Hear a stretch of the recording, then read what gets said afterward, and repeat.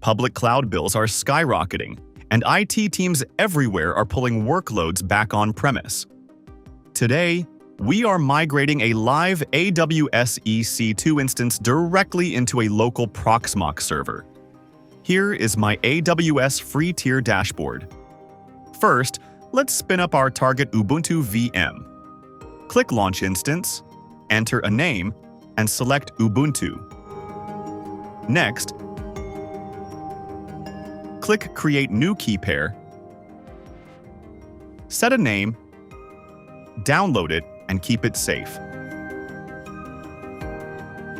Under Network Settings, add an HTTP rule with source set to anywhere so our web app is reachable. We'll leave storage at default since this is a lab, and hit Launch Instance.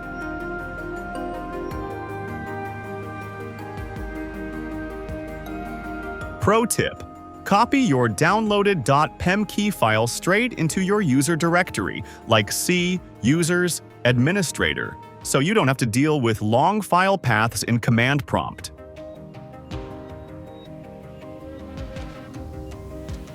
Now open your command prompt and SSH terminal into the AWS Ubuntu instance using your key file and public IP address.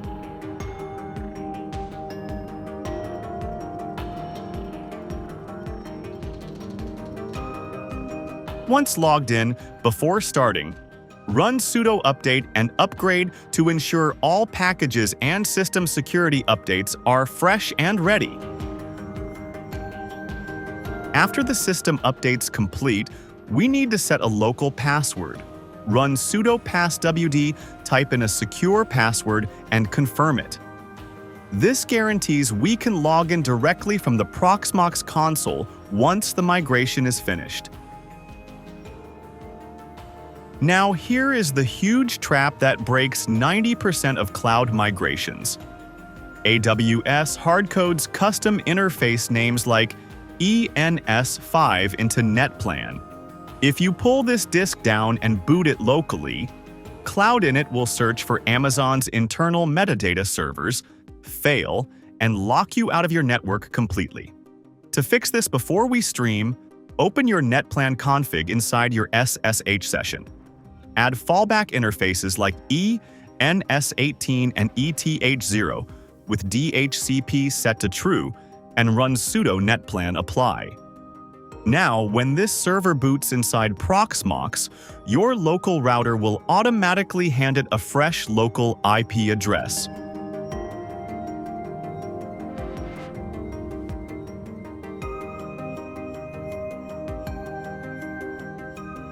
Now transfer your AWS key to your Proxmox node shell.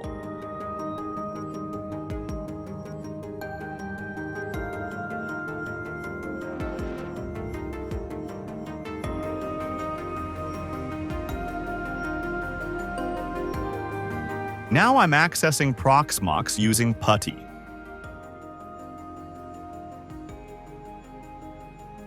As you can see, I've already uploaded our .pem key pair file straight into the root directory. We set permissions with chmod 400.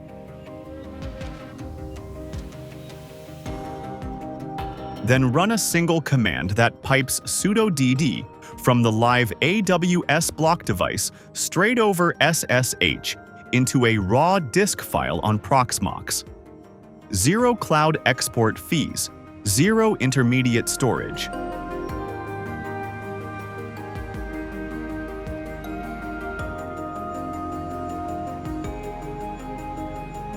Once transferred, build a dummy VM in Proxmox. Insert a name. In the OS tab, select Do Not Use Any Media. Put System Settings as default, and delete the existing disk on the Disks tab. Set CPU and memory same as the AWS instance, and click Finish.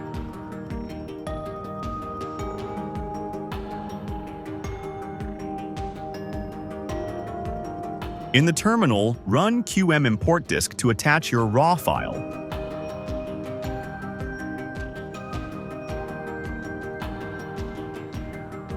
Back in the Proxmox GUI, attach the drive as SCSI and update your boot order. But don't start it yet. Here's the critical step. AWS Cloud. Images require a serial console interface to output boot parameters. Click Add. Serial Port Serial 0. Without this, your migrated server will freeze on the GRUB bootloader.